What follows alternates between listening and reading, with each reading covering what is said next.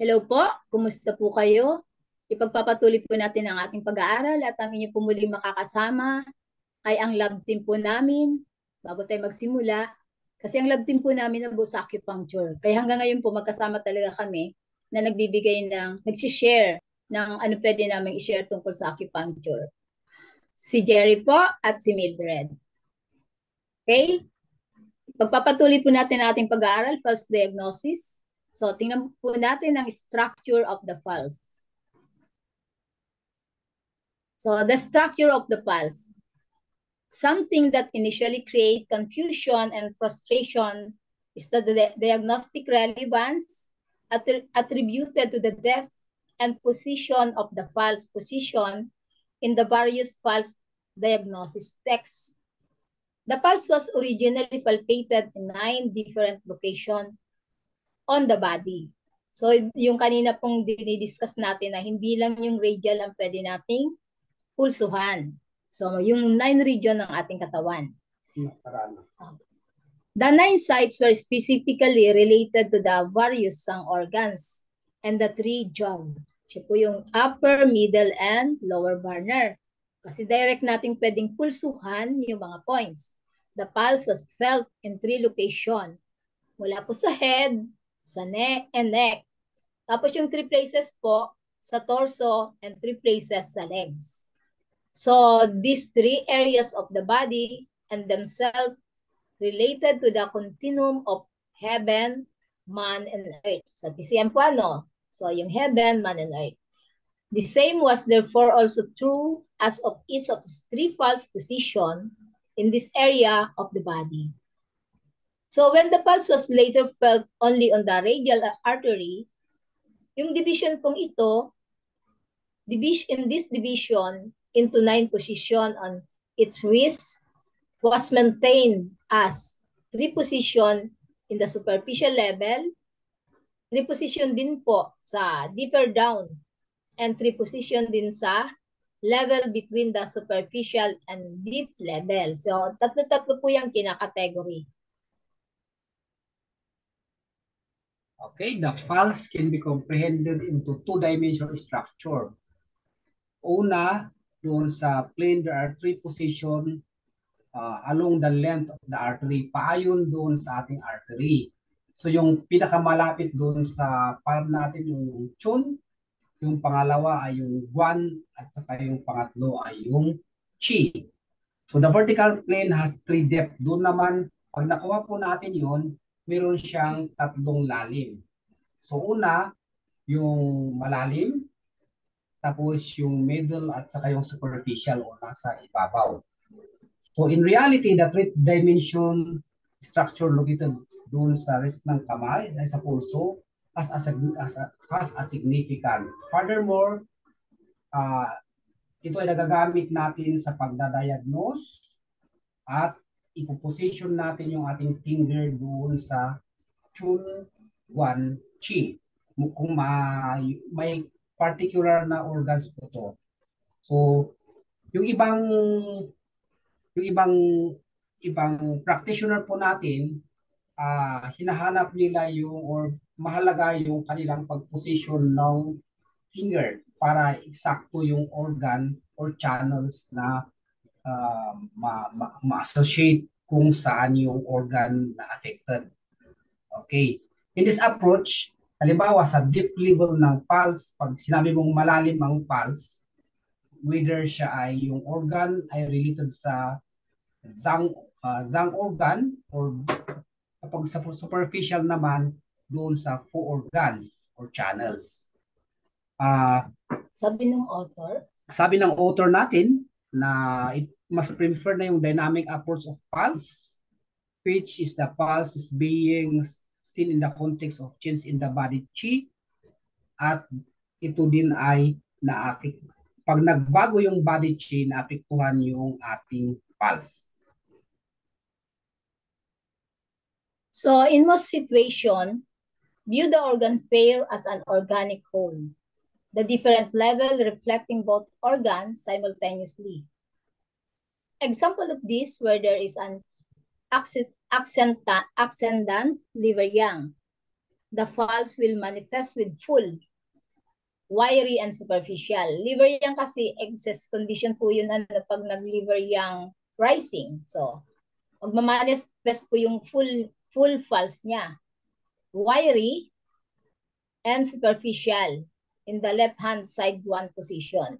Kasi sa left po natin, andun po yung naka-position o doon yung makakapa natin yung organ na liver. Kailangan po nating sauluhin yan pag radial pulse po yung ginagamit. So, weak pulse in the right one. So, pag right one po, sa lungs. So, this is because spleen, right one. Right one is spleen. Yes, correction. This is because yang is rises up and outward, and therefore the pulse in the left one position become denser and more superficial than it other would be. So, pag left one, ang nasa left guan natin ay liver.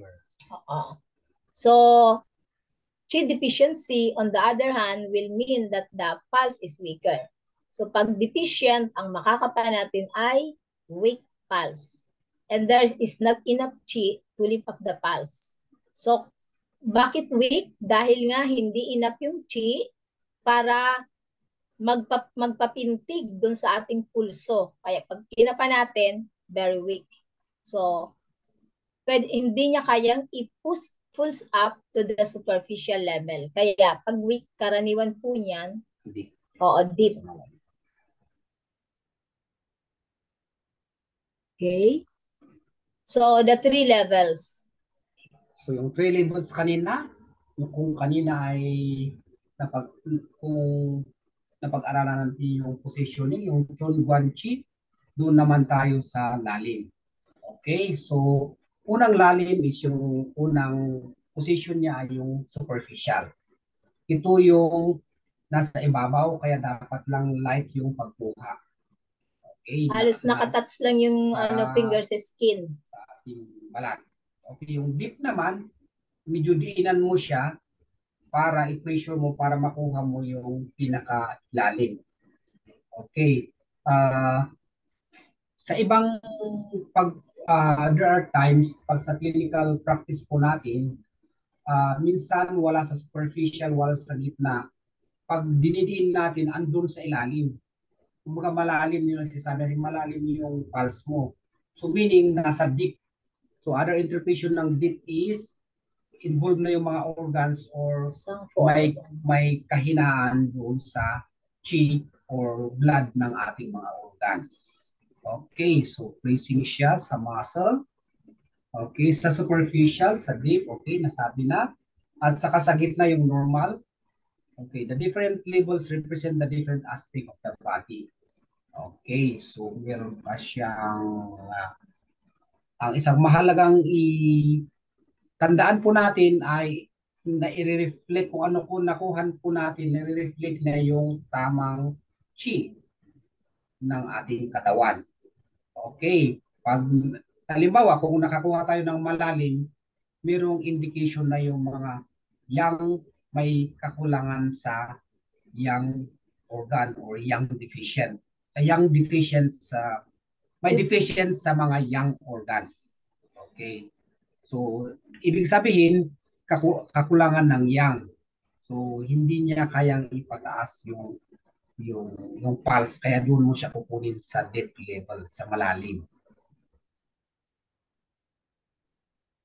Okay. At this time, pulse is only pag nasa ilalim siya, it indicates the stagnation of chi. Pwede rin siya ay merong tayong cold sa interior. So deep, ibig sabihin may interior. Pwede rin may cold na sa interior kaya binablock po niya or pinipigilan niya yung pagdalo na ng yang chi. Kaya wala kang halos makapana chi. So habang yung hindi niya pinapayagan yung pagtaas ng chi para ito ay tumaas. Maramdaman sa ibabaw. Superficial. Kaya lang dahil mga mahina na siya, kaya talagang andun na siya sa deep level. Kailangan mo dinan yung kamay mo para maramdaman mo siya. Okay, so ini-stress po ng ating writer na yung pag nakuha mo sa deep level, palaging tandaan na may Yang kakulang deficient. sa yang deficient. Okay. Pag ito naman ay may kasama siyempre, pag malalim, minsan may kasama yung kakulangan ng lakas. Okay? So that is possible na ito ay kagagawan ng stagnation of the pool in the interior. Okay. Will feel tight and hard. So pag cold, ang mararamdaman mo pag pinulsuhan mo, parang yung yung mamatigas. So kakaiba siya. Pag pumintig siya, mahina pero matigas. Nararamdaman niya sa iyong fingers. There will also importantly be differences in other symptom and sign that the patient is presenting with. The superficial level of the pulse represent both qi and yang, as well as the yang organs and channel. At the same time, the superficial level can also indicate whether an imbalance is located in the exterior. Yung karaniwan po, ang tandaan natin pag nasa superficial, karaniwan po niyan ay nasa exterior pa lang yung pathogenic factor, which is the yang aspect of the body from an eighth principle perspective.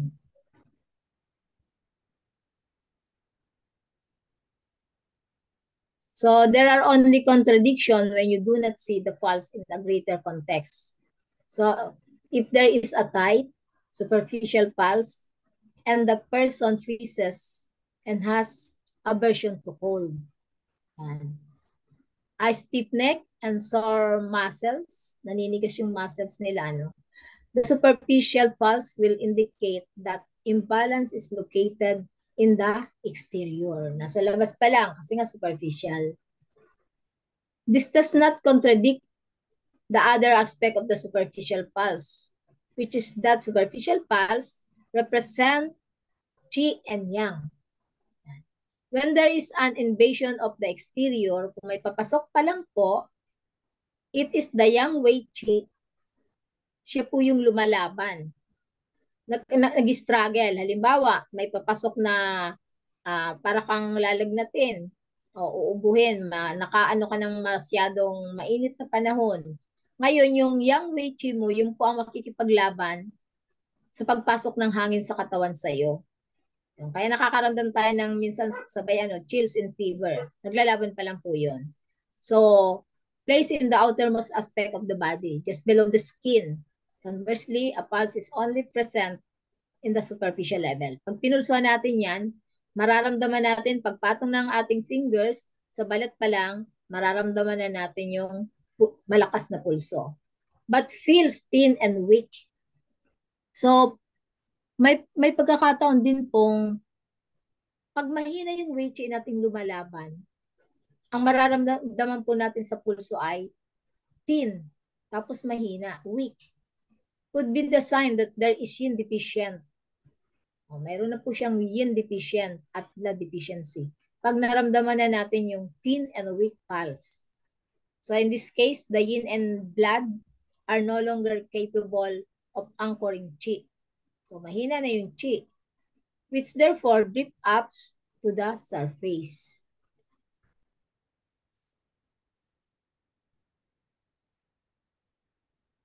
Okay, so according to Ming Dynasty doctor, the author Li Shizin, the condition of the zang organ can be felt in different levels. So yung nga, tatlong level siya, it will reflected in the jiao or triple heater. Again, it is analyzed that in reality contradicted to the other perception of level, but in fact complementary. So hindi siya nagkukontra kundi nagko-complement.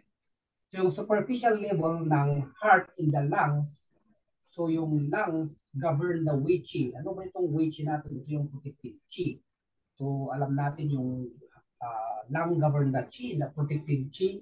Kaya karamihan, halimbawa sa ating mga Pilipino, mahilig tayong maglagay ng tuwalya doon sa likod. Kasi andun yung door of the wind or doon yung Points na points ng papasukan ng lungs na hangin. pasokan ng hangin. Kaya naglalagay tayo doon sa likod. So it's a Philippine practice. So para yung exterior, yung pagpasok ng mga exterior hindi makapasok direct dun sa mga organs. Bagamat pag humina na yung Weiqi, yun, pwedeng pumasok na. Tapos close related naman sa heart po natin. Kaya yung zongqi at saka magkakaroon ng driving blood from the heart through the vessel. through the vessel. Parang in-explain natin na silang ang namamahala sa qi. Tapos si heart naman ang namamahala sa distribution ng blood. Kaya magkatulong sila na nakakapa natin. Kung mahina silang, hihina rin yung circulation ng blood natin kasi andun si qi eh. Yun. So, dahil yung dugo natin ay produce nanggagaling doon spleen at sa stomach.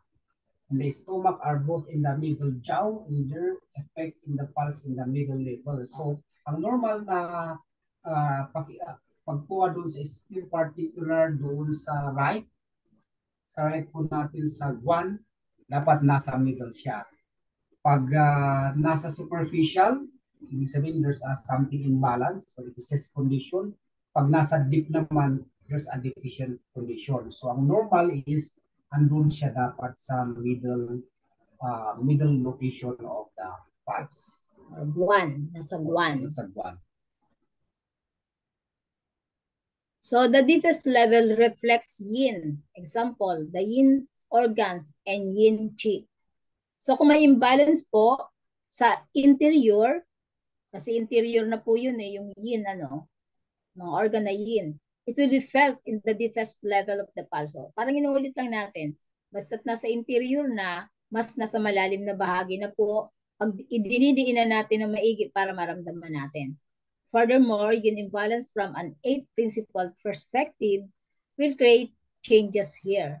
When there is yang deficiency, the upward momentum of yang will be too weak to push the pulse up to the superficial level. So yun po yung explanation kung bakit nandun na sa deep level kasi wala nang kakayanan si yang upang pataasin pa o palakasin yung pulso. Kaya hindi na nakakarating dun sa ating superficial level o dun sa level ng skin. So kidney and liver yin are the deepest level of yin in the body. So this means that weakness of kidney and liver yin will be felt not just in their respective organ position, but also in the deepest level of the pulse in general. Okay, ito yung summary natin sa level siya. Pag doon sa superficial, so there's possible na siya ay normal chi or yang chi nasa ibabaw. So anong level siya? Ito ay exterior. So pagkuha mo pa lang, pagdampi mo doon sa skin at ramdam mo kaagad yung pulse. So possible na ang level ng chi nasa exterior. Okay. Pag dinilan mo naman doon sa gitna, sa middle, so it's directly na related siya sa dugo at particular sa spleen at saka sa stomach. Pag sa malalim naman, sabi natin, usually pag malalim ang pagkuha, it will affected po yung mga yin organs po natin. So, interior po. Kaya pag ina-assess po natin ay yung level of affectedness in the interior. So, particular, halimbawa sa deep is yung liver at saka kidney yin is very affected. Doon naman sa middle, normal lang yung stomach at saka spleen. At saka doon sa exterior, usually yung lungs at saka heart. So the tree position, the pulse is felt in the tree position on each wrist. Yun na po, ulitin natin yung distance between the position depend on the size of the patient's body. So pag nagpa-pulse po tayo, tingnan po ninyo yung fingers ng inyong pasyente. Kung maliit, yung niya, maghanap kayo ng fingers na mas maliit din. So yun yung itatapat nyo sa pulse, sa radial pulse. So one must align the fingers in a way that is relative to the patient anatomy. para matapat yun talaga dun sa organ niya. Kasi kung malalaki yung kamay niyo pero maliit yung pasyente niyo, baka yung halimbawa sa right kayo nagpupulso sa guwan, eh dahil sa malaki yung kamay niyo, ang mararamdaman niyo ay yung chi, yung kidney part. So, kino-consider po yun, dapat yung size ng inyong pasyente. So, the three positions are named Kun, Guan, and Qi in Chinese, which translate as ins, gait, and foot, so respectively. Their names are derived from their location, ins and foot being units of measurement, and a gate connecting to these two positions. So the middle or guan position is located on the radial medial adjacent to the styroid process. Yung guan position po yun ano. The front or kun position will be 9, fen, 9/10 of a kun. So distal to the guan position. Yung pinapaliwanag po natin dito kung paano nyo ipapatong yung kamay nyo dun sa tamang posisyon para makatapat dun sa mga organ. Halimbawa, sa sakun po, yung right niya ay lungs. Ang left niya ay heart. So, yun, itatapat po ninyo doon. Ipapatong nyo sa palapulsuhan. So, the rear or chi position is one kun proximal to the one position. Yung mga layo po ito, ano? Yung isang kun, pakita mo nga yung kun mo. Sa face-to-face na lang po, ituturo po yan na ladok, ano? So this means that if you are placed the middle finger on the artery next to the lung 8 and the index finger on the kun position proximal to the wrist. So the ring finger will be placed proximally almost the same distance from the guan position. It will be 1/10 of a kun farther away. So yan pa yung Chinese name niya ano, kun guan chi. So English name ins, bar or gate, and chi is foot.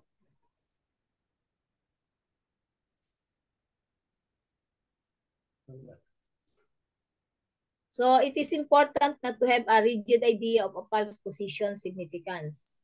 The pulse reflects changes throughout the body in our organs.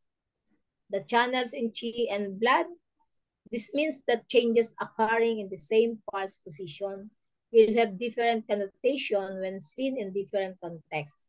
Like so much of Chinese medicine, it is the context that is defining factors. For example, other symptoms and signs that are present in the prehistory leading up to the situation.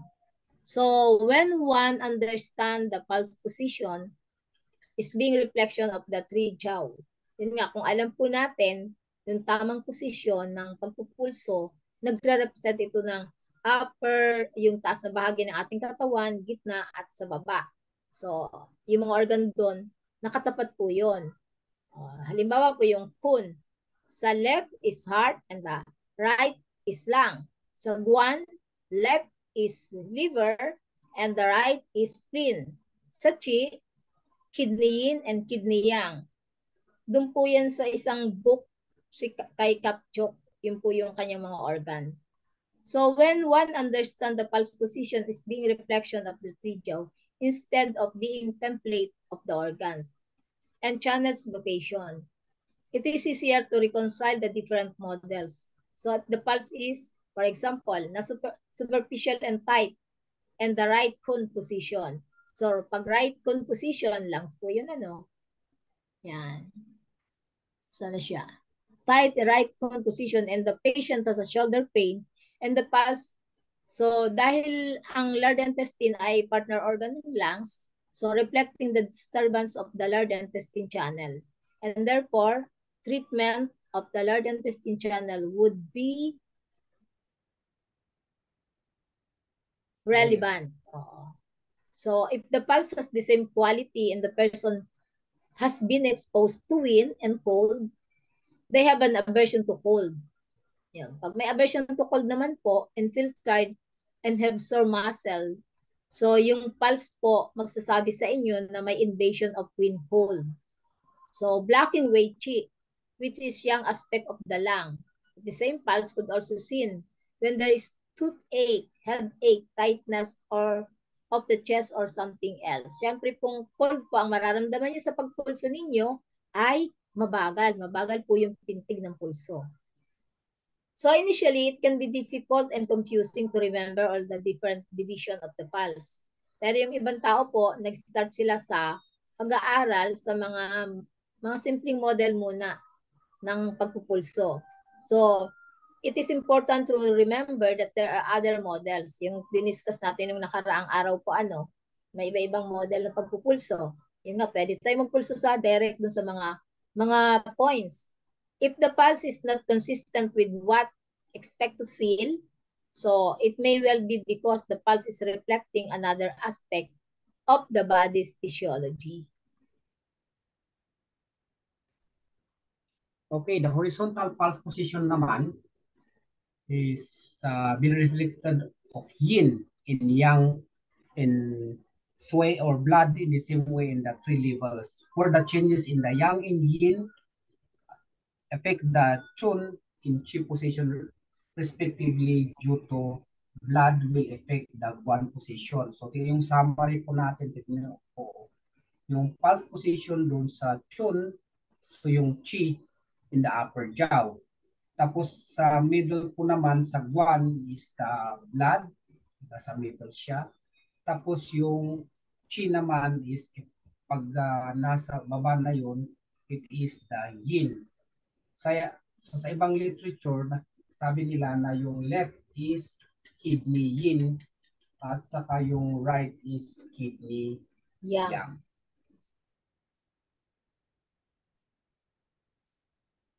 Sabok ni ni Kapcho. Okay, next slide. Thank you po. Sana po ay may matandaan tayo at may natutunan. Constant practice lang po ang pag-aaral ng pulse. Thank you po.